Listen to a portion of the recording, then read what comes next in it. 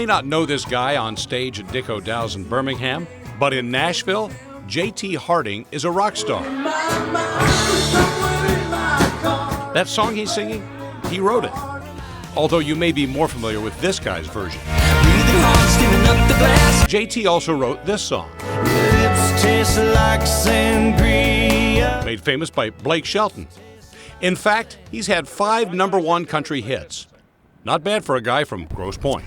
Well, I've been very fortunate. I've been very lucky. I met with J.T. in Nashville to ask how a guy from Metro Detroit became one of the hottest songwriters in Nashville.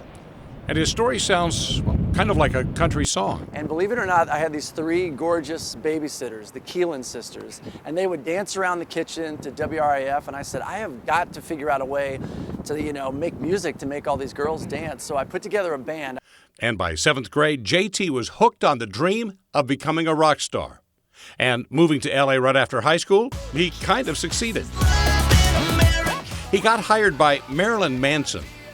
Not as part of his band, though. No, I was just more like a whipping boy personal assistant. But, he would sleep all day, so in the daytime I would work on my songs, and as fate would have it, then from there I got to work with a band called Linkin Park, and they started letting me open up for them, and that's how I got my writing deal. His new publisher sent him to Nashville to write with another Michigander, Uncle Kracker, and they came up with this. Smile was never meant to be a country song. I mean, we wrote that song, and thankfully 99.5 in Detroit started playing it. The first country station to ever play it, and then across the United States, all the stations added it, and it became a country song. And JT's first #1.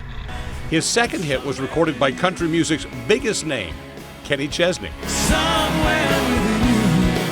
And from there, more #1 hits from Keith Urban, Blake Shelton, and Jake Owen. I'm not an expert on country music. I just know that if you just sing your own story and just be real honest in the lyrics, somehow it'll work, He's a rock star, are you kidding me? Erica Nichols runs the famous Bluebird Cafe in Nashville. She's seen thousands of singers and songwriters try to get discovered on this stage. JT was one of her favorites, even before he started writing hits.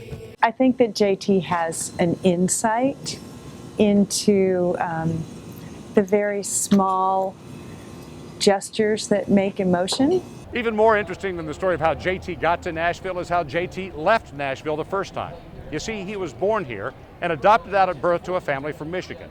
Growing up in Michigan, he always fantasized that his biological dad was somebody famous, maybe a movie star.